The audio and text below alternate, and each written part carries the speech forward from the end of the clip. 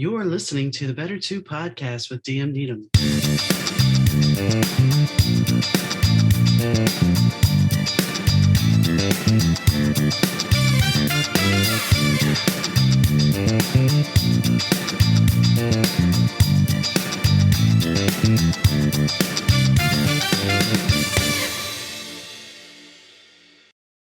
Hi, gang. Donna here. Thanks for tuning into the Better 2 podcast. Today's guest is Judith Joy. She has a book out called Dear Future Lover, which is about manifesting your future partner. And the other is about manifesting parenting, which is surviving your teenager. She talks about the journey and struggle she had with her daughter and how ultimately, which she said after we left air, that she really wished she would have had said this, that her daughter went from depression to being happy by doing the techniques that she learned from her mom. So we didn't cover that, but she did make that statement after we signed off. So keep that in mind as you listen to her journey. She also offers teaching and training on how to help yourself at her website, which all those notes will be in the bio. So I think the story, we talk a lot about manifesting and creating and actually picking up on cues that sometimes we just don't pay attention to. So I hope you enjoy the show. This episode of the Better 2 podcast is brought to you by Kitty Mystic and DM Needham, author of My Days with the Dark Muse, as well as Love is Worth Waiting For. An afternoon at the pool changed Wes's life. When he saw Jen, he knew she was his always and forever. Most nights, Wes spent pursuing his dream of landing a record deal. With Jen looking up at him, he knew nothing would stop him. His dream was fast becoming a reality, until Mason Langford entered their world. While Wes was living his dream, he lost his heart. Now he wondered if he'd ever get her back. Available now, Love is Worth Waiting For by DM Needham at most booksellers. Hi, Judith. How are you doing today? Doing terrific. How are you doing? I'm doing all right. And you are located currently in Florida, but you're also a Chicago person. Yes, I am.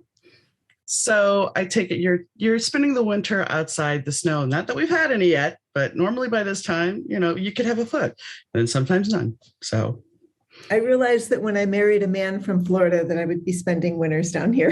that's not a bad thing, though. I mean, if you get away from the snow. It worked out that about 2 weeks after we got married, 3 of my 4 kids moved home, Oh, wow. for various different reasons. So my husband and I moved out.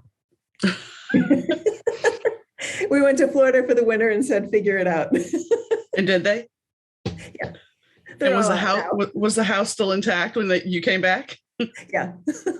Well, that's a good thing because, sometimes families and siblings don't necessarily always get along, which kind of brings us to what your Better 2 moment was, that you had an issue with one of your kids. Yeah. Yeah. I even wrote a book about it. Really? Surviving your teenager and being happy anyway. Ah, okay. So tell us a little bit about the journey. When she was 3, she started asking her dad and I if we were getting divorced. And we were like, no, we're fine. And every year she would ask us. But from her perspective, from her truth, she knew that we would get divorced. And it wasn't until she was 14 that we was like, all right, we're getting divorced. Okay. But imagine being told, no, you're wrong, your whole life. It would make you question your intuition without knowing what your intuition is. She did not question her intuition. She is solid on that. Okay. But what it did was it made her angry. Okay. And then depressed and anxious and all of that. And so when she got up to 7th grade, it was hard to get her to go to school, which it always was, but it was especially hard. And they said, this might not be the best solution for her.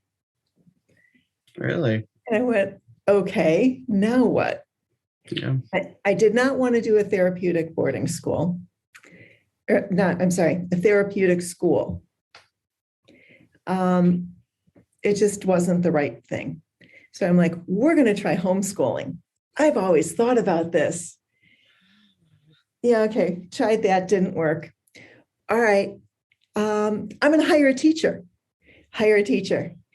Yeah, that didn't work either. So we ended up sending her to a treatment center, Okay. which she calls a boarding school. And they were the ones to diagnose that she actually had depression and anxiety. And that's what she was there for. I was sending her because I knew that the road that she was on and the choices that she was making would lead her into drugs and alcohol and promiscuity and all of that stuff, that we really didn't need to go down that road. And made a choice, stuck to it. You know, on a Monday, I was like, I'm done. I've made this choice. Called my then husband at work and said, we're sending her. Okay, we'll talk about it when we get home. No, you don't understand. The decision is made. Oh, okay. By Wednesday, I had interviewed a bunch of schools. By Friday, I was visiting the school that she actually went to. And she was never abused there. They were strict. Did she like it? No. Is it one of her defining moments in life that helped her switch her viewpoint? Possibly. She does realize that it was good for her. But the better would have been better too, was if I had tried homeschooling in first grade when I first said something's going on. Yeah. And then we might not have gotten to that point. But you make a choice, and if it works, you keep going with it. And if it doesn't work, you change your choice. Right. And I mean, where does she fit in the birth order of your children? 3. Okay. So you've had other children already. So this was somewhat abnormal, but every child is different. And you recognize that when you're a parent. Oh my gosh, yes. And I was a teacher. So Okay. I recognize that. Yeah.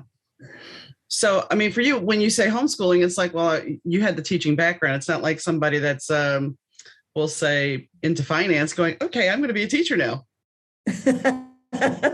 Which, no. I mean, that's happened recently in the pandemic. It's like, okay, now I'm a teacher. You know, I mean, you had the qualifications. So does she have any resentment, though, that you sent her away? For a long time, she did. In fact, she's 32 now. And just this past summer, she came to me and apologized that she wasn't able to see my viewpoint. And looking at it from my viewpoint, she knows that I did the best that I could with her. Does she have children now? No. Okay. No. But she was a nanny. Okay. So there is some there, because I mean, having children does change your viewpoint. It changes your viewpoint on how you look at the world, everything. And that's why I was curious if that's what precipitated her viewpoint change. Well, the thing is that we've tried therapy since she was 6 years old. She tried all the different medications that they wanted her to try. And we tried the therapeutic school. And when she got to about 21, she came to me and said, Mom, this isn't working. Teach me what you do. And I'm like, oh, this is so wonderful. Well, and we need to rewind a little bit because we didn't really discuss the fact that you had chronic migraines that you were trying to get treatment for and you never had treatment on, correct? I had treatment, but I did not want to go the standard route. I went to Mayo Clinic and they said, you have headaches, take Excedrin. I went to Diamond Headache Clinic and they said, here, have some drugs. And I was like, no, not that one. I went to a Catholic hospital in Indiana. This is the best. Put your husband before yourself. And I went, I'm out. And that's when I switched over to all the alternative stuff, the acupuncture, the chiropractic, the supplements, anything that I could try. And I was going to a chiropractor because I was a dancer. And I was taking all these classes and these ladies said, hey, this guy is great. So I went to him. He would put me back together after I knocked myself out in dancing. Mm-hmm. And he was sharing an office with somebody else. And I was like, oh, what are they doing over there? Oh, what are they doing over there? Well, that looks cool. What are they doing over there? Mhm. Eventually, I made an appointment. And this doctor was also a chiropractor, but focused on nutrition. And she said, there's this guy in the back room, and he's tapping on heads. I don't know what he's doing, but people are getting better. Sure, let's try it. Well, that was 22 years ago. And I was his patient, then I was his student, and now I'm his colleague. Nice. And he has helped me learn so much. And he has helped me with so many of the headaches that I can get rid of a lot of them. He can get rid of a lot of them. And some of them you're just going, all right, my body really just wants to rest right now. Mm-hmm. And I was going to say the one thing about, there's nothing wrong with regular doctors. And I always try to reiterate that when we have a topic of discussion that, somebody has, I don't want to say lack of faith in the medical system, but they were not treated properly. Nobody really took the time to diagnose you properly. It was, here's the Band-Aid, just carry on. And I want to say the other thing about that is a lot of times, and I know people are saying I'm wrong about this, but I've witnessed it. Women are not taken seriously when it comes to the medical profession. They kind of look at you and go, oh yeah, okay. Yeah, all right. Well, especially 30 years ago when I started looking. Well, I'm going to go back just 10 years ago when my husband and I would go to the same primary care doctor. And he would sit there and go into detail with my husband. And then he would look at me and want to talk about insurance because I had the background in insurance and just kind of go, okay, yeah, whatever. Wow. No, the worst is I had actually mentioned getting a breast reduction because I have neck pain. I have neck problems and I have structural issues with my neck. Hey, that's my problem, maybe. Maybe. But here's the thing. He tells me, I had a woman, I'll go back a second. When I was 26, I had a female doctor tell me, she's like, do you want a breast reduction? I'm like, no, why? She goes, you're going to have neck problems and back problems. I'm like, nah, I'm fine. Yeah, famous last words. I wish I would have known. However, I've gone to an orthopedist and a neurosurgeon, and both of them are like, oh, they're both men. Nah, that wouldn't cause you any problems. Wouldn't cause your neck any problems. And I'm like, how do you figure? But anyway, back to this original story. So this doctor tells me in front of my husband, we knew him. So we had been seeing him for an extensive period of time. So he was willing enough to be just blatant. So he said to me, he goes, well, why do you want to have your fun bags taken care of? Okay. Yeah. I just looked at him. I was a little mortified. I said, because of my neck. He goes, well, lose some weight first and then we'll talk. He was no longer our doctor shortly after that.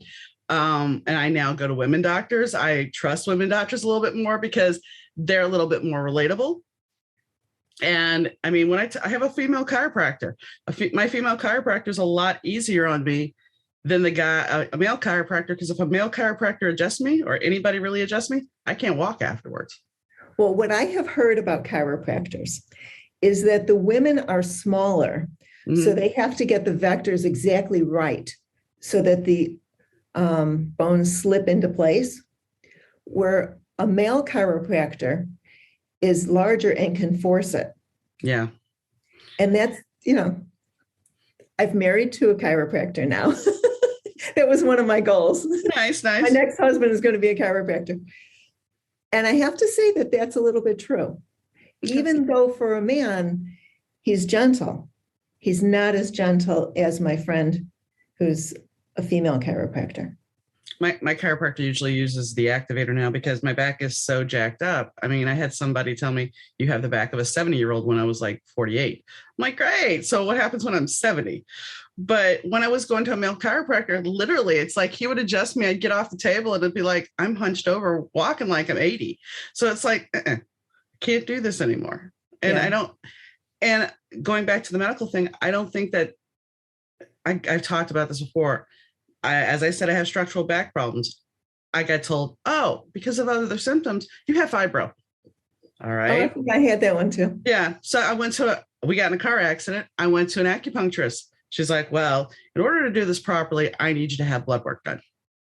Okay. Now, mind you, my regular doctor has done blood work for thyroid and everything else. It's always normal because the thyroid panel, I'm sure you're aware of this, always comes back normal. So we do all the blood work. She pulls me in her office and she's like, you have Hashimoto's. Like, oh, okay. And so she explains this. So I go to my primary care doctor. You know what he says to me? Same doctor with fun bags. Where did you get this? Not anything else, just where did you get this? Like, how dare you question me? And it was just kind of like, really? So I think women, so when you're saying that nobody really listened to you, go take some Excedrin, I get it. Yeah. I get it. Well, the thing is, Western medicine is fabulous with emergency care. Mm-hmm. No, if I'm in a car accident, I want to go to the hospital. Yeah. Not if I can flip the energy on it and fix it myself, I will. But in a car accident, though, there's a possibility you're not going to be able to. Yeah, especially if I'm involved. Nicely put. No, my son was in a car accident, rolled the car twice, totaled 3 cars. And the paramedic called me and said, we'd like to take him to the hospital because he was 16. Mm-hmm. And I'm feeling the energy and I'm like, no, he doesn't need to go. And I kept working on it and then he was fine. Okay. But there have been times that I've been like, let's get to the hospital. I'll keep working on it. And maybe by the time we're at the hospital, nothing will happen, mm-hmm. which has also happened. Or if we get to the hospital, we're there if we need them. Yeah. So anyway, medical community, great with, here's a problem, let's fix it. However, with chronic problems, it's not so easy to say, this is the problem, here's the solution. There are usually a couple things that have stacked up, and it's usually that your body in some way has adapted to it. Mm-hmm. So you have a habit going on in your body. And the work that I do helps people unravel this habit and create a new one. Well, let's unpack fibro for a second. You said you had the same diagnosis. If you go in and look at fibro, it's so many symptoms of so many other things. Yeah. And it's just a garbage bag of they can't figure it out. That's how I always looked at it. It's like, it's a catch-all. And then I would have one doctor say, well, you really don't have fibro. And it's like, I kind of figured that out because I have structural issues with my back. That would explain the pain syndrome I have. It's not this, it's frustrating because when you're not heard and you're trying to figure out the cure for yourself, and I'm sure you went through this. I know you went through this. You get frustrated and it's like, okay, so when is somebody actually going to listen to me? And when you think about it, when we didn't have the internet, if a doctor would have said, this is it, you're kind of like, okay, well, I guess this is it. I'm not going to be able to go and see what else is out there, what other possibilities there may be. And I'm not saying WebMD is the end all be all. I'm not saying that at all, but it gives you a broader scope of looking at what's going on. Very true. Now, I'm lucky that the guy tapping on my head, mm-hmm. well, he's a male doctor. And by the way, he just messaged me. That was the thing. He is very open to listening and listens deeper than anybody else that I know. And he's amazing. So I'm really lucky to be working with him. Well, that's the one thing I will say about my primary care doctor now. When she replaced the other guy, she actually left that practice and she is now part of University of Chicago. So, and she knows me well enough now that she'll make sure that she puts me as her last patient of the day. So she can spend an hour with me if she wants. Yeah. And that to me is a real doctor because she's willing to listen and willing to say, okay, let's unpack this and really look at all the things that are going on. Right. And I think that's part of the problem. I mean, now you have people going, okay, well, CVS has this nice little primary care package, doctor, little doc in the box thing going on. They can check you out. It's like, who is qualified at CVS to do this? Well, physician assistants. I know. And it's just, is that, it's kind of like a doctor light, I guess. Yeah. For something normal, like a cold, perfect. For something that's really deep and chronic, probably not. Yeah. That's just my personal opinion. No, I agree. I mean, I would love to be proven wrong. No, I agree. And the thing about it is, even the ER, there's a time when I went to my primary care. This is ages ago. And she's like, I think your gallbladder's messed up. You need to go to the ER right now. I'm like, all right. So I go to the ER. There was another woman who was pregnant, but didn't know she was pregnant, exhibiting the same symptoms as me. They ran a pregnancy test on me because, they always run a pregnancy test no matter what you tell them. And they're like, well, you just have a stomach bug. That's it. Okay. Fast forward 2 weeks. I go back to my primary care doctor. All she wanted them to do was ultrasound me. They didn't do that. And I go back to the primary care doctor and she's like, they should not have released you from the hospital. Your liver levels were through the roof. But they did, because somebody else had pregnancy symptoms. And it baffles the mind, because those little things can cost somebody their life. I was fortunate it didn't, but that could kill somebody. Yeah. So we've established that doctors are not infallible. Well, my dad has always said that they're practicing medicine. Yeah, they're human. Yeah, and I don't disagree. And I think the medical profession is a wonderful thing. So, don't come at either myself or Judith and say, well, you guys are just thinking MDs are crazy. No. There's a time and a place for them. It's just not. I think in our society, because insurance companies have told doctors, you have a 15-minute quadrant to see a patient. In 15 minutes, you're not going to be able to talk to them and explain what's going on. No. And so many things today are a result of stress that a primary care physician, unless you come in with, I'm stressed about A, B, C, and D, they're not going to have time to really talk to you to figure out that you are stressed. Right. And that you might need to learn some ways to let go of some stress. Well, and it's much easier for me to give you a script if you're saying you're depressed than saying maybe you need to go see a therapist. Or maybe you need to look at your marriage. Yeah.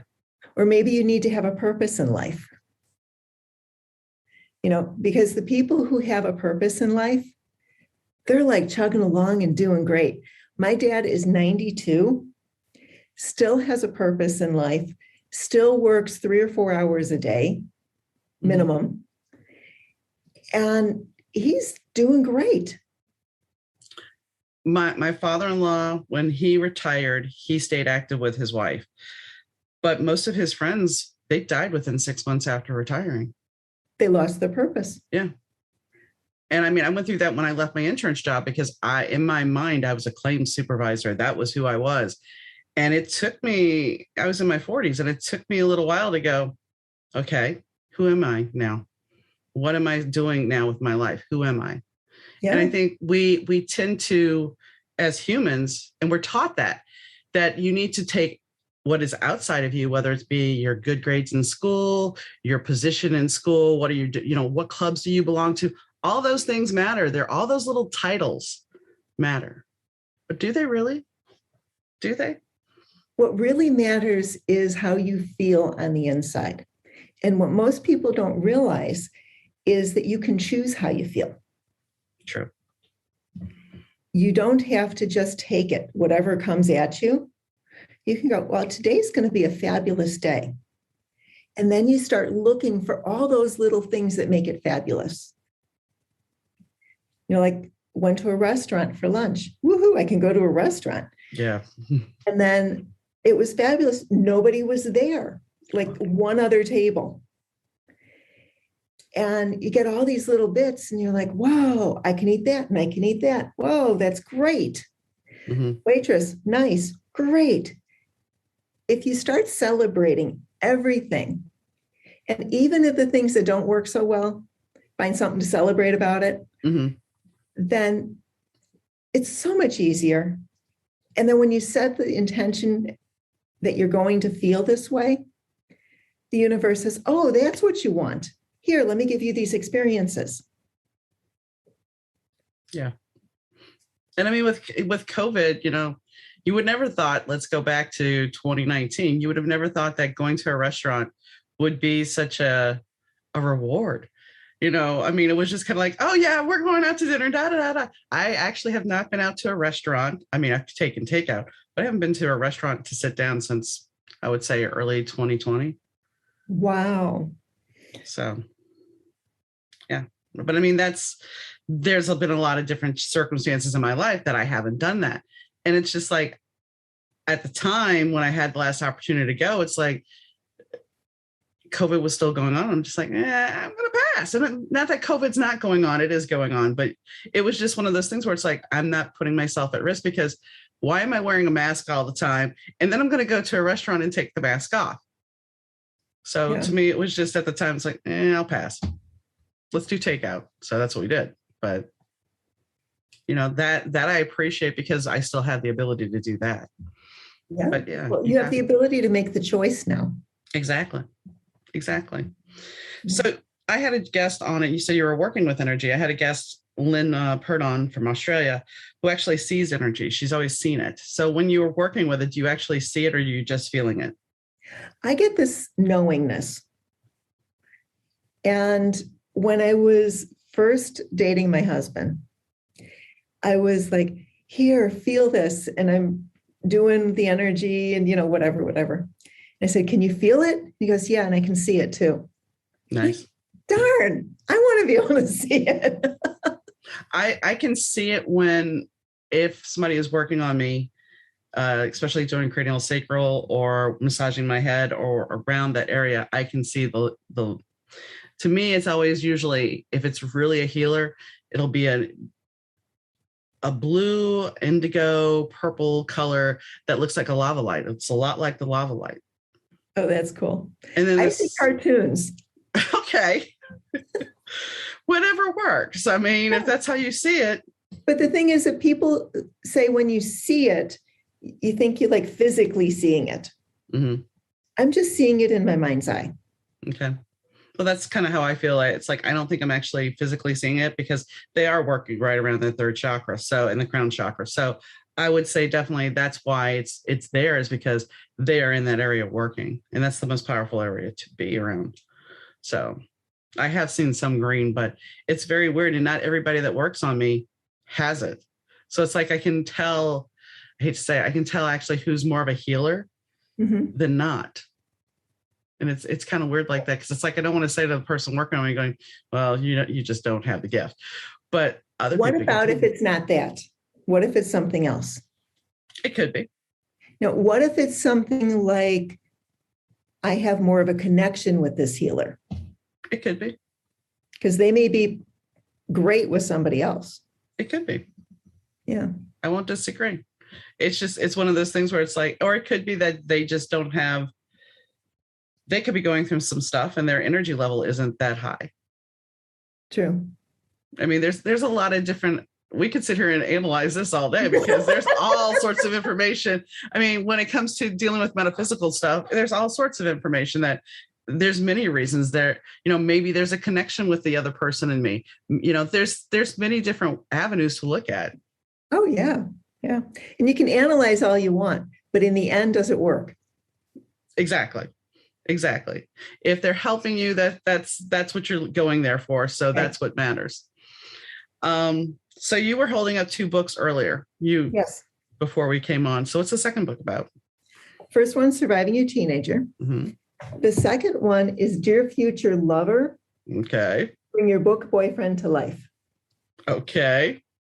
After I got divorced, I went through a period of time when I was working on myself. Mm-hmm. And part of that was to decide, well, do I want another relationship? And if I do, what does this relation look like? What does it feel like? What's going on in this future relationship? and I started keeping a journal. And I wrote it in terms of dear future husband. Okay. Because I was going to get married again. I was convinced. So in a way, you're manifesting. You're creating your manifesting. Yes, exactly. Okay. All right. I got you. And then I put it away. And then, 14 months go by and I forget about it and whatever. And I'm cleaning and I was like, oh, look, a journal. And I open it up and I'm like, oh, there's writing in it. Yes, because most of us do own journals that are really nice that we're like, oh, it's just too nice to actually write in it. Trust me, I know. Mm-hmm. Yeah. So I started reading it and I was like, wait a minute. I met this guy over here and I just said that. And I kept reading and yeah, he's that. And I kept reading, yeah, he's that. Mm-hmm. And I had actually manifested him. The house I'm living in manifested. Yep. Yeah. I get it totally. And the thing about manifesting, and I think most people forget this, is you have to really kind of be specific. Because if you because if you just say, I want an SUV, okay. And even if you go, well, okay, I'm going to say I want a Cadillac SUV. I don't.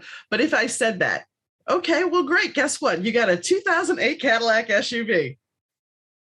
You didn't say new. Didn't say new. You didn't say what you wanted in it. I said I wanted a brick mailbox that had 2 flower pots. That's what I got. And this house, I didn't think we were going to get. We looked at another house in the neighborhood, but we ended up in this one. So, and I wanted all sorts of things, and I got all those things. Oh, the thing is, you have to go with what's in your heart. Mm-hmm. Because if your heart and your words don't match, the universe will give you your heart. Yeah. When my daughter left the treatment program, I said, you can't come home. You need to go to a boarding school. And she was all pissed off about that. But I showed her a video. I'm like, hey, this one looks good. I'm never going to that school, blah, blah, blah, blah, blah, whatever. So we go off looking at schools and it's her life. So she gets a choice into where she goes at this point. And we drive up to this, she's going, it has to have a swing set. I'm like, I will buy the school a swing set. We're going to find the school. Mm-hmm. We drive up to this school and there are 2 swings right by the front door. Nice. I'm like, this is it. I didn't even look at the school.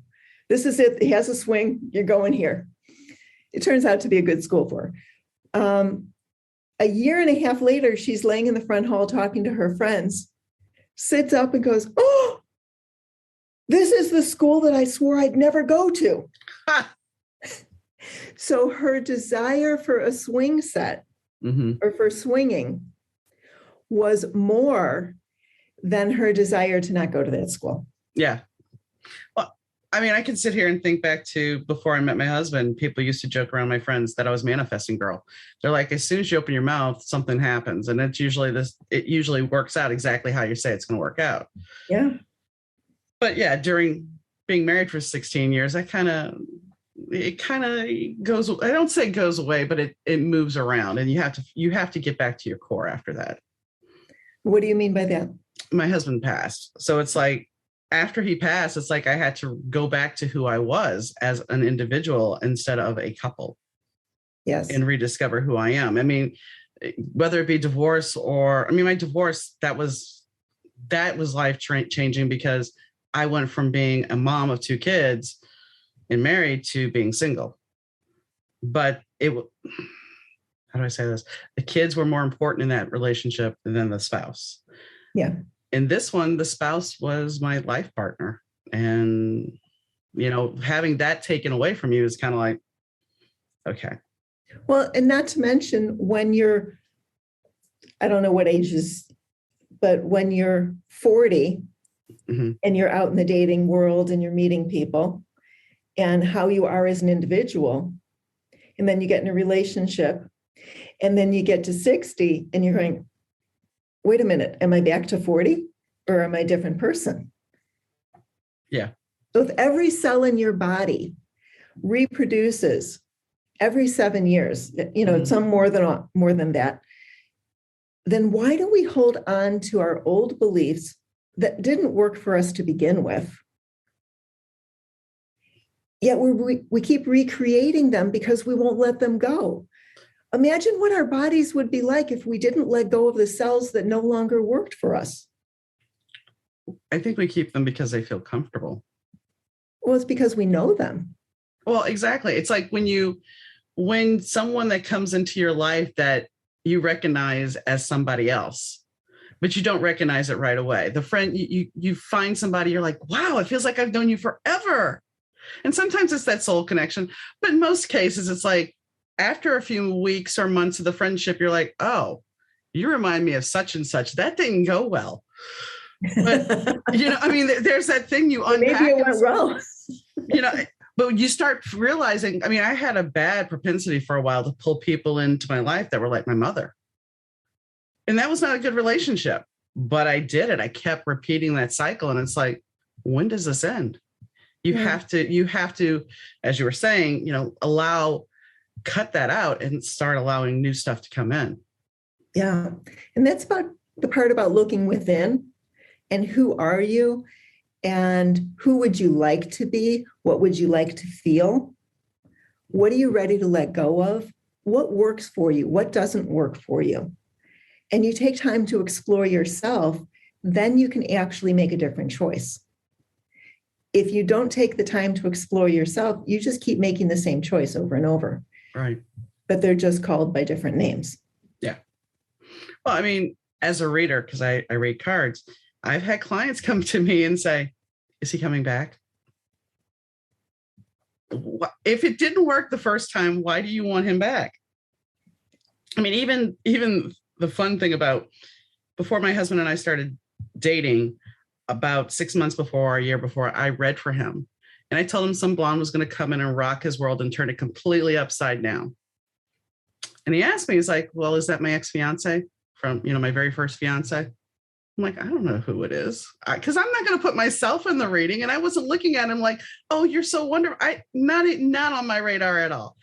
And, it's like, so he's asking me if it's an ex. Why does it have to be an ex? When somebody tells you somebody, why do you want an ex to come back? Obviously worked on some level. It's comfortable. Yeah. How did you get into reading cards? I have always been intuitive. The story you were telling about your daughter saying that you guys were going to get a divorce. When my parents, I was in third grade, almost fourth, my parents were going to Disney World. We were all supposed to go to Disney World. And I told them, I think it was eight or almost 9. I said, you guys need to go to Disney World by yourself. And they're like, why? I'm like, because you guys need to spend some time alone. And they're like, what are you talking about? I'm like, you need some time alone. So I didn't go to Disney World. What 8 or 9-year-old says, I don't want to go to Disney World? Wow. So I had prophetic dreams. My mom, as I was growing up, she would go get her cards read, and I would sit in the shops in the French Quarter and look at everything. And I always had these, like I said, prophetic dreams and just certain things I would know. And as I got older, my intuition just kept going and going. And I took an intuition class. And the very first class, it was from a reader friend that was teaching it. It was only me and another woman, and she made me stand behind this other woman. I've never met this woman before. I have no idea who she is. We did a couple exercises to warm up and everything. She's like, okay, I want you to stand behind the person, put your hands on their shoulder, and tell me what you're getting. Okay, fair enough. So I'm like, I start getting some really detailed stuff, like the guy's eye color, that his hair it's curly, but it's not really, it's more wavy than anything, but everybody just assumes he's got curly hair, and his eyes are green, but everybody thinks they're blue-gray. I mean, it was weird. And I had this really weird energetic sensation coming up my side, and it was freaking me out. And I'm telling her about a relationship with her son and everything. And I'm just like, whoa, stop, enough. And prior to this, I mean, I had been going down 90, and I was coming around the curve where they used to have that wicked bend, and something told me to slow down. I just heard this inclination, like, slow down. And as I came around the bend, traffic was at a dead stop. you know how people drive in Chicago. Come on. People driving like maniacs in Chicago 190. So I would have been toast had I not done that. So that was kind of getting all these little hits. And then, so I took the intuition class and I stuck with it. And I started feeling more and more how I was connected to it and paying more attention. I mean, I've always had it. It's just, so my teacher, long story short, she ended up teaching a second class because I had been there so many times and she was hoping other people would take it too, but nobody did. So for a couple classes, it was just her and I. And I got the same deck that she had, and I really liked the deck. It was the Cosmic Tarot. And I said, I want to learn how to read. And so she says, okay, we're just going to put the book over here. And this is how I read cards. And so she showed me. And she made me read her that night after about 15 minutes. And I'm like, okay. And I told her what I needed to tell her. And she's like, yeah, you're spot on. She told me the next week what happened after that reading, because I had warned her about a car that was going to cut her off. And I described the car and she's like, yeah, on my way home. That's what happened. I'm like, wow. Okay. So yeah, that's how I got into it. It's interesting. You can use it in so many different areas of your life. Mm-hmm. My best friend's son is a state trooper. And it was like 10:45 at night and he was getting off at 11, something like that. So normally he would start on his way home because they keep their cars. And he's like, wait a minute, something's coming. So he's sitting at 90 in Wisconsin and he's like watching the cars come over the hill. Nope, not that one, not that one, not that one. Yeah, that one. And the car comes over, he throws his lights on, pulls them over. Drunk driver, very cooperative. He takes the driver in, puts him in lockup, whatever, and doesn't find out till later that this guy was actually driving on his cousin's license because this guy is an international arms dealer. Oh, crap. And this was like his first month as a trooper. Wow. He's lucky he didn't get hurt. Yeah, but his intuition I know. So strong. Yeah. I mean, that's an amazing story. It is an absolute amazing story. Yeah. But we don't listen to our intuition in most cases. We are taught. So true. We are taught as children not to listen to it. So true. If I'd listened to my intuition, I would have homeschooled my daughter, when she was in kindergarten, first grade. I can sit here and tell you my first wedding. If I would have paid attention, and my mom came to me in a dream beforehand and told me that she had something to tell me, which she was already gone at this point. And I was annoyed because she had kept coming to tell me things. And she was just like, I'm not dead. And it's just like, at 22 years old, I was not having it. Okay. I was not going to listen to you that you're not dead. I get it now. But then, so she even grabbed my daughter in this dream. She had my daughter with her and she's like, yeah, I need to tell you something. And I'm like, you're dead. Just go away. So I ignore her. Bad on me. The minister doesn't have the book. He doesn't have the keys to get the right book for the ceremony. So he's going to have to wing the ceremony. My husband almost doesn't make it in. My husband and I get in a fight on our wedding day. The cake, the second tier of the cake fell. The universe was giving you a few signs. It wasn't giving me signs. It was screaming at me. And I'm just kind of like, yeah. And by that time, we didn't even make it a year after we were married. I mean, we lived together 3 years prior. We didn't make it a year after we were married. Not a year. Of course, he also didn't look at me when we exchanged vows. That should be another big tipping point, because you just married the minister. You didn't say the vows to me, so you must have married him. But I think sometimes we don't listen, because the girls wanted us to get married. They were his kids and they wanted us to get married so bad. And it's like, I think it was a year or 2 years after my mom died, and it was just like, I wanted to please them. And that's another problem with us as women. We are taught to people please. Oh, yes. And go ahead. Oh, I'm just totally agreeing with you. I mean, it's just one of the hardest things is for people who are caregivers to put themselves first, because they're always pleasing everybody else. Mm-hmm. And then you start collecting people that tell you what to do and you want to please them. And then you're just doing what everybody else wants you to do. And it gets to your own life and you're going, wait a minute, what happened? I didn't really live my life. Yeah. Well, and here's a great example. So my father-in-law became a caregiver for his wife after a certain point, and she was legally blind and she had dementia. And she was actually sitting there saying that the neighbor was coming through the walls at one point with bubblegum keys. She had a bubblegum key so she could get in the front door, and she was stealing stuff. The man, bless his heart, got his tools out. Now, he could have just got his tools out and banged on the stuff to act like it. No, he went out and got a new lock for the door and made sure he changed it for her. And, my husband would sit there and go, well, I don't know why my dad does that. He even put a note in the window facing the neighbor's house saying, we know what you've done. And he apologized to the neighbor about it, but it was like, but Georgia was blind. She could not see, but he was still trying to make her happy. So fast forward. But part of that's probably love too. Oh, it is. It is. He ended up dying within 6 months after she passed. Yeah. So, but I realize as I sit here now, I'm about a year and 4 months out, 5 months. I sit here and look at certain things of my life with my husband. And it's like, my husband was legally blind, but yet he wanted a chop, cut, miter saw.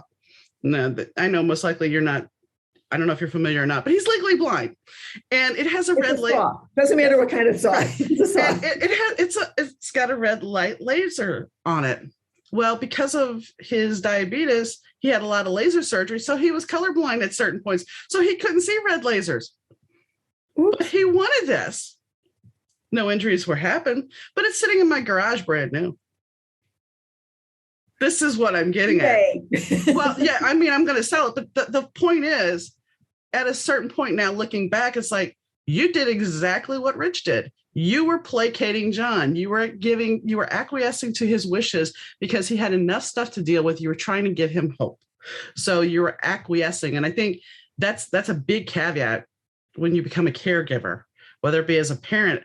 It's different being a parent because you're protective and you want to make sure everything's okay.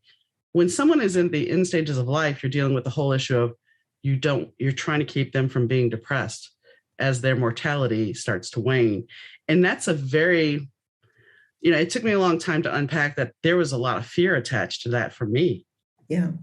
But you don't realize that. Very true. Very true. But also part of that is that people serving, you're helping. Well, if you help your neighbor and you help your neighbor and you help your neighbor and you help your neighbor, but you don't help yourself, pretty soon your basket is empty and you don't have any more to give. Well, isn't it go ahead. If you take the time every single day and fill your basket, it can be 5 minutes, it could be an hour, it might be a whole day. But take the time to fill yourself up. Do your meditation, do your journaling from the heart, not because you have to do it. Take a hot bubble bath. I don't know anyone that wants a cold bubble bath, but oh, well, there are some people that like ice baths. I'm not one of them, but I don't think those are bubble baths. No, and I don't really think that's something you luxuriate in, but do your exercising. Whatever it is you choose to help you feel better and you fill up so that you have something to give. And let go of all the programming that doesn't work for you because that's just draining you. Well, I think that's kind of, when you think about the big picture here, of course, there's the whole oxygen mask on the airplane analogy. Right. But when you think about it, when you go back to how we are taught and how we learn, and you were a teacher, and the fact is, not everybody learns the same way. We didn't teach anybody how to deal with stress. And when you think about it, our generations, we didn't have all the stress that has come into the world today. I mean, now you're completely plugged in almost all the time, unless you physically step away. Right. I had a friend come over and we actually barely were on, I got a couple of emails I had to address, but I was off my phone all day. And it was the most refreshing thing in the world to be off my phone. And you don't think about it because it becomes just you, especially when you're in business for yourself, you're trying to make sure you have everything covered. Yeah. But you need to unplug. And, that's the other caveat now, because I've talked to a lot of people on the podcast. They're like, I'm leaving corporate America and starting my own business. Okay. Well, there's a lot of stress. Unplugging if you start your own business. Well, here's the thing. There's a lot of stress right there because you're leaving your job. So now you're going to have to worry about your finances. Secondly, now you're going to have to be plugged in most of the time because people are going to want to get in touch with you. Yeah. So, you have to find the balance. You have to do the self-care. Yeah. Yeah. I just recently went through a change with my business. We're talking about listening to the signs. Mm-hmm. Last January, I did like 8 videos in one day. Wow. And then the next day, I was like crooked. Uh-huh. I'm like, okay, my chiropractor husband can put me back. He couldn't do it. Wow. So for 6 months, I leaned to the left. And when I went back up to Chicago, I found a chiropractor that worked using my intuition. I'm like, which one? Yeah, him. But I didn't listen. And then I'm like, I'm going to be a speaker and I'm going to do all of this stuff. And I want to do that. So I hired somebody to help me. Wonderful woman. And when she said, I'm going to make you famous, my whole body just went, oh. You're like, no. So, but that was great that I had that feeling because then I can work through it so I can become neutral. Yeah. And then we're working on everything and the website's not exactly how I want it, but it's good enough to put up. And this isn't how I want it, but it's good enough, all of these things. And I just reached a point where I'm like, wait a minute. And I'm journaling as I'm thinking about this. And I'm like, what is my ideal life? What would my ideal life feel like?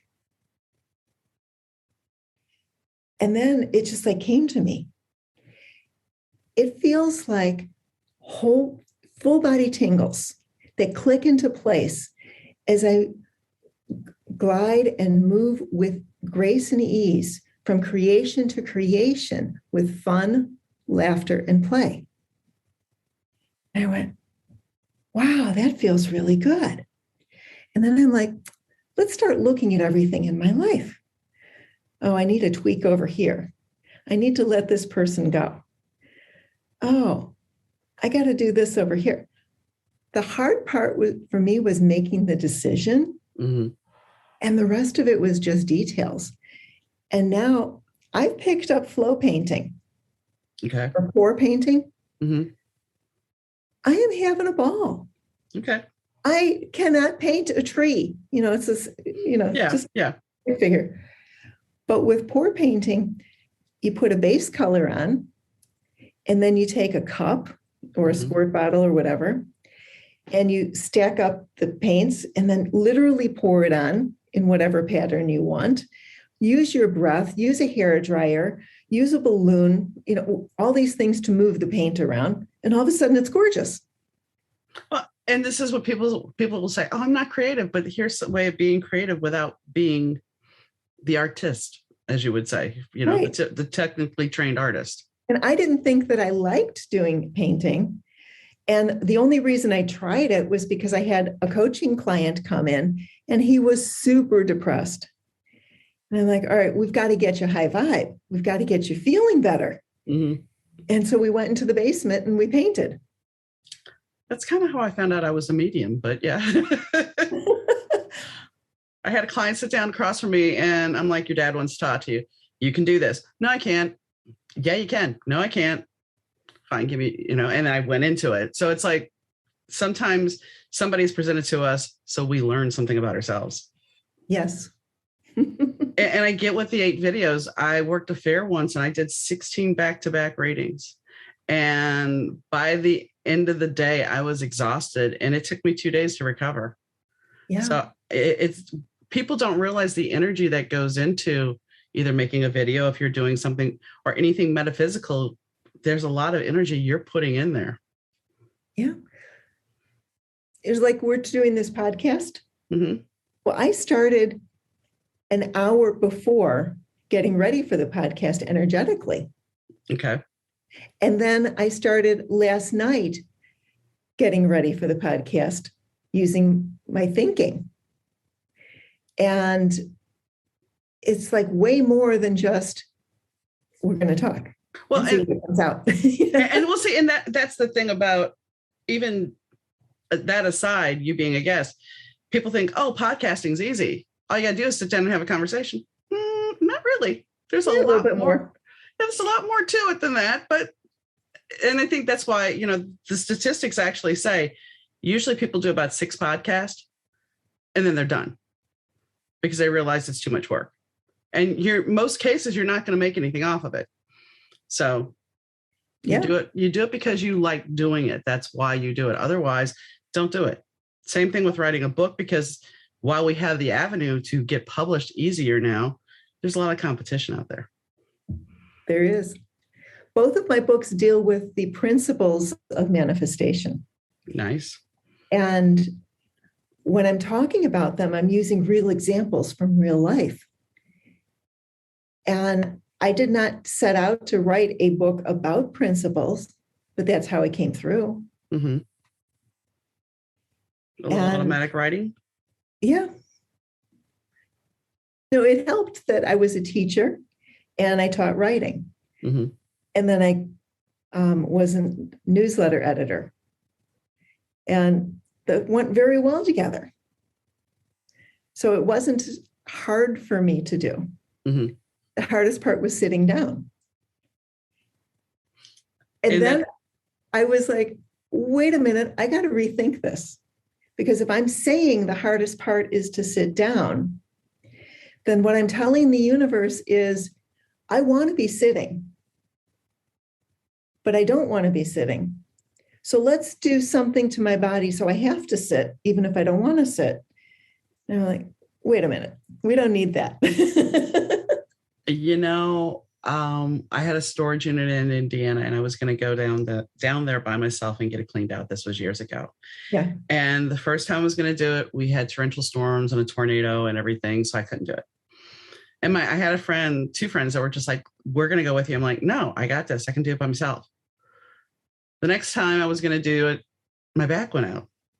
Yeah. Like, okay. The third time I finally acquiesced and said, okay, you can come with me. Oh, guess what? I made the trip. The second time I went down there, because it took 3 trips, another person went with me. It went fine. The last time I got to go by myself. But so it was an interesting thing, because that right there shows you that when the universe is trying to get you a message, you got to pay attention. But most people don't recognize that there's a problem. Right. They don't recognize that the messages are coming in. When I got divorced, I changed my name. And I didn't want to go back to my maiden name, but I didn't want to keep the married name. Okay. So I was like, all right, universe, what name? And I'm looking all over the place and I'm trying this out and I'm trying that out. I like diamonds. So how about Judith Diamond? Uh-huh. And I'm like, no, that's too hard. I'm walking through the living room, pick up a book that has been sitting there for a while.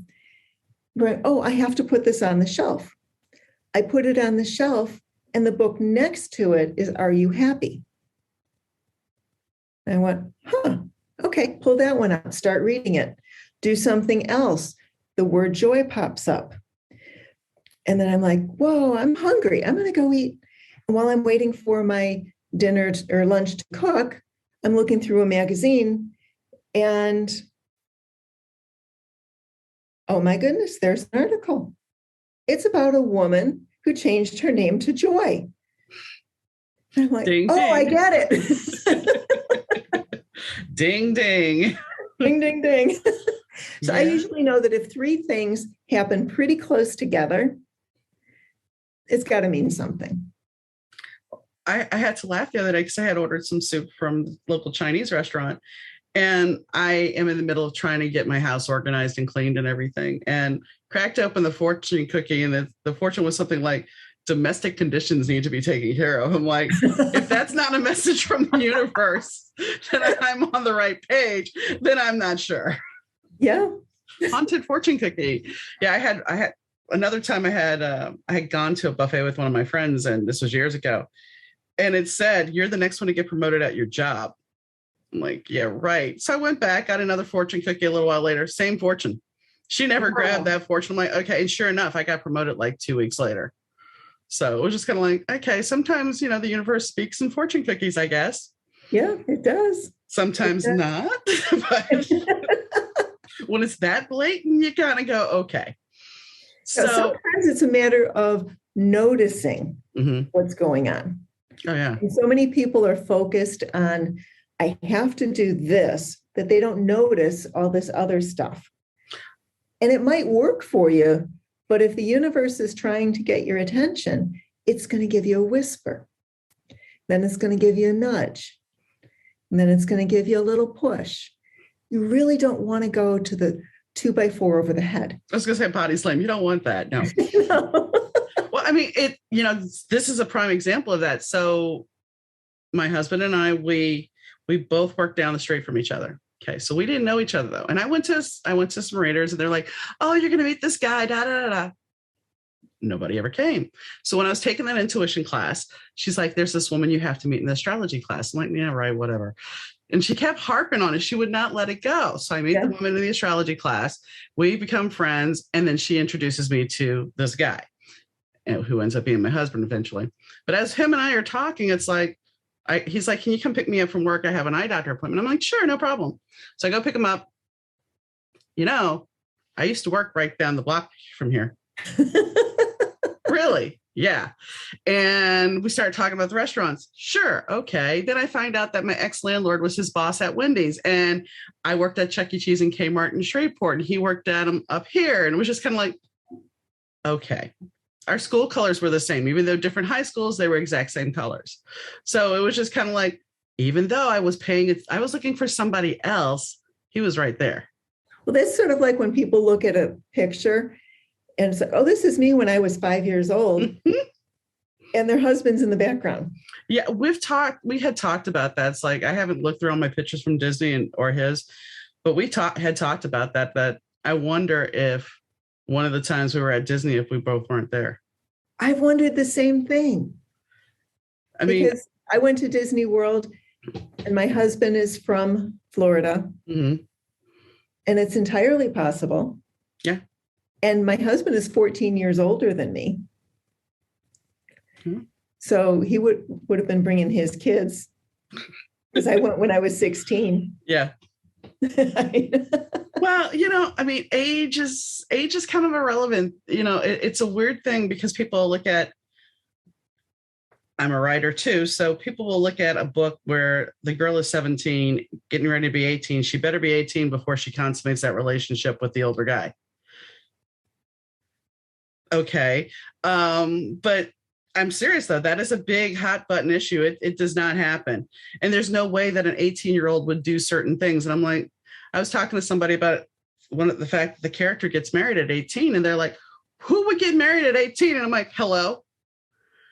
And this other girl was talking about a book that she wrote, and her character was 18, and she had gotten into some shady stuff, and it was based partially on her real life.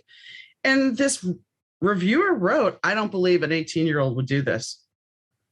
I think when we hit a certain age, when we hit our 40s and 50s, we somehow forget that at 18 or 17 or 16 that we were impetuous, that we were just out there and trying things and doing things. Yeah. Even if you were straight and narrow, you still did not think like you do now. True. But I think we forget. So I don't know. Anyway. How'd you get into writing? I've been writing since high school. It was just something that it was started out as fan fiction with a friend, and I just liked writing. I had always created stories when I was a kid. Being a kid of divorce, I would stick myself into TV shows, heart to heart. Yeah, they had a kid. It was me. I would run with these stories in my head because it was easier to go into a make-believe world than to deal with that. Yeah. So that's how I started creating stories, and I would draw them out. And then as I got older, I just started writing them. Yeah. I looked up your romantic suspense last night. Did you? Yeah, looks interesting. Well, if you'd like a copy, just let me know. Oh, thank you. So I guess I've taken up enough of your time now. Do you have anything? So much fun. Do you have anything you'd like to add? My books. Oh, of course. They're both on how to manifest. Mm-hmm. Just one's towards parenting and one is towards, your future, whatever that future is. Mm-hmm. They're available on Amazon, Barnes & Noble, Kobo, and Apple. Okay. Actually, this is just Barnes & Noble and Amazon. Yeah. Do you plan on doing an audiobook? I haven't looked at that, but I really should. A lot of people are asking about it. Yeah, it's a venue that's going to be opening up, I think, more. So, yeah. So, well, on that note, I thank you for your time. Oh, thank you. Oh, please go to my website. Oh, I will put all that. Those links will be in the show notes. They can hit your social media accounts and your website. So, and also your books. So thank you for your time. Thank you so much. I think the conversation with Judith was an important one because firstly, if you are having a medical problem, and I'm not, back to the medical issue, it's not that I'm against doctors. I think that, like, as I said in the podcast, when you have 15 minutes to explain something to a medical professional, you're not necessarily going to be able to get it through in that short amount of time. B, you may not remember everything. I mean, how many times do you just like in the beginning of the conversation, I stated to you, or the podcast, that Judith had said this to me afterwards. She wanted to, but we got off on a sidetrack note and off we went. But, there's not always, unless you have somebody going with you to the doctor, there's a chance you're not going to remember unless you've taken notes and you bring a notepad in. And who does this? Because you don't think about writing it down or your phone. So I think that, if you have a problem that's chronic and you go in with some knowledge about it, it makes it easier for the doctor to try to find a cure for you or help for you. But you have to be willing to be honest with yourself. If it's something that is stress related, then you have to look at the factors of, do I need this person in my life? Do I need this job in my life? Is it worth my body, my mind, my spirit, and my soul? Are those things being sucked dry and I'm not going to be able to function? Because mental will end up affecting physical, and you have to pay attention closely. And that goes back to also looking at manifesting. So if you're manifesting, as she was saying, if you're manifesting that, I don't have time to sit down and write, the universe will say, okay, well, I'll give you something that's going to force you to sit down and write. It's kind of like, the tarot card, the Hanged Man. The Hanged Man, you can sit there and swing in the breeze, but ultimately you have to make a choice, because you know what? If you don't make that choice, the choice will be made for you. And then don't say it was out of your control, because the choice was still made for you. You just didn't take the option and exercise the option of your choice. The universe helped you with it. So as you go along, pay attention to signs, pay attention to what keeps repeating itself. If it's a number, if it's a comment, if it's a word, pay attention. A sign can come, like she said, in a magazine. For me, a fortune cookie. It can come across as a song on the radio. There are things that happen that we are not always aware of. I remember when my husband passed, I had taken him off life support. He hadn't passed yet. And I got in the car and I had my phone on random on my iTunes, and a song came on and it talked about a person going down the drain, basically dying. And it was just like, that was the first thing that came across the speakers right after I had taken him off life support. And it kind of hit me hard, because it was like, wow, I just did this, and now this is the message I'm hearing. So, and it wasn't a bad song. It was just kind of one of those things where it's like, you see the reality and the soundtrack of the reality. So pay attention to what is around you. Pay attention to the people, pay attention to the messages. I mean, I can watch TV and sometimes, the plot line on a show, they're talking about something you're going through. Pay attention to these things because that is the universe trying to communicate with you at times. And I'm not talking about hearing voices, talking about situations on a TV show. So on that note, as always, Judith's links are in the show notes. The notes for the better2podcast.com are in the notes. All our social media is there, as well as a link to watch it on video. If you are watching this on video, then you don't need that link. But if you go to the better2podcast.com site, all the links are there. We have a link to the Patreon account. We also have a link to buy me a cup of coffee to support the show. I greatly appreciate you guys. And as always, if you have a comment or a question, please don't hesitate to reach out at donna@better2podcast.com. And on that note, I hope you have a wonderful day. Take care and catch you next time. Bye. You are listening to the Better 2 Podcast with DM Needham.